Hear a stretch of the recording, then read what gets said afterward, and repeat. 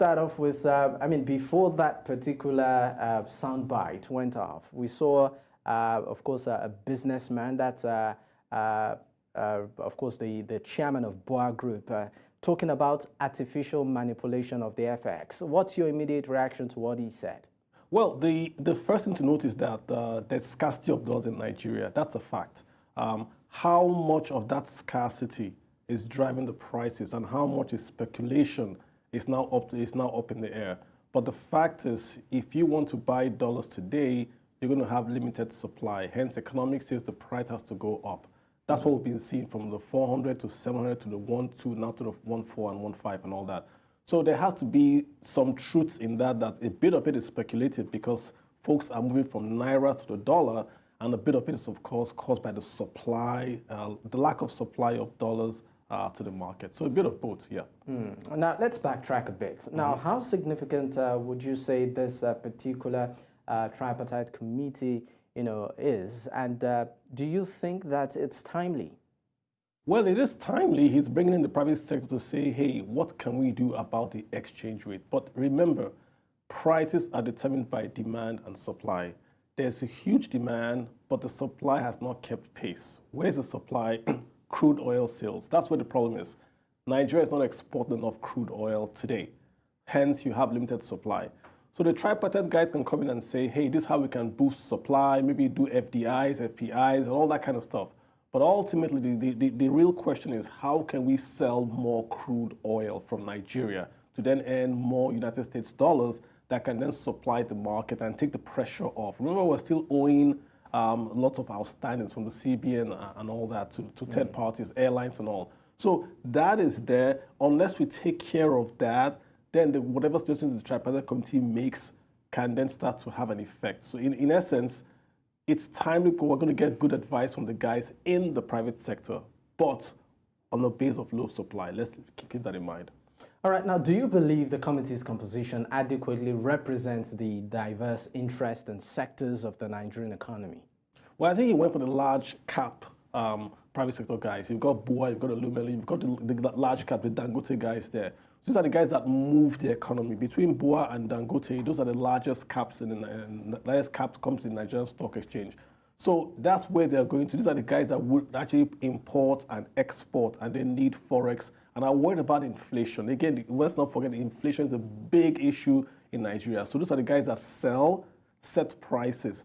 So if we can reach an agreement, we wouldn't send the guys and say, hey, let's not move prices up so much. If they can sort of agree, that helps. And I think that's why he's going for the big players. These are the guys that sell goods in billions to a large consumer class in Nigeria. So it might be a good idea to talk to them first. Maybe the SME guys should have been there as well, but I think we want to do top-down, going from the big, large cap guys, then to the marketplace as a whole. Now, let's talk about specific challenges. What areas do you think the committee should prioritize in stabilizing the economy? Inflation. That's number one issue in Nigeria, inflation, and specifically food inflation. So food inflation, when we measure inflation, we measure the consumer price index. And that CPI in Nigeria is 51% food. So once food prices go up, CPI goes up, so your interest rates go up. If you want to buy a car or a computer, it goes up because food is expensive.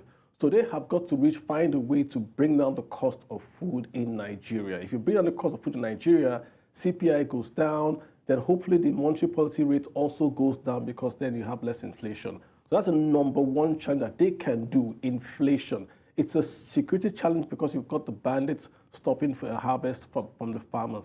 But it's also going to be an infrastructure and a coordination between the states and the federal. So inflation, specifically food inflation, is the number one. Then, of course, revamping consumption in Nigeria. We have zero consumption. No one is spending because we earn so little.